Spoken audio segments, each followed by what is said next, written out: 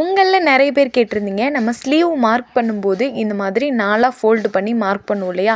இந்த மாதிரி 4ஆ ஃபோல்டு பண்ணும்போது எக்ஸ்ட்ரா ஃபேப்ரிக் வந்து ஸ்லீவுக்கு வந்து பத்த மாட்டுது, கை ஜாயிண்ட் வருது. கை ஜாயிண்ட் வராமல் எப்படி கட்டிங் போடுறதுன்னு கேட்டிருந்தீங்க. அதுக்கு நம்மளும் ஒரு டிப்ஸ் சொல்லியிருந்தோம். இந்த மாதிரி கிளாத்தை வந்து இந்த சைடு பேக் சைடு பார்த்து நம்ம போட்டு கட் பண்ணோம் அப்படின்னா நமக்கு கரெக்டாக இருக்கும் அப்படின்னு.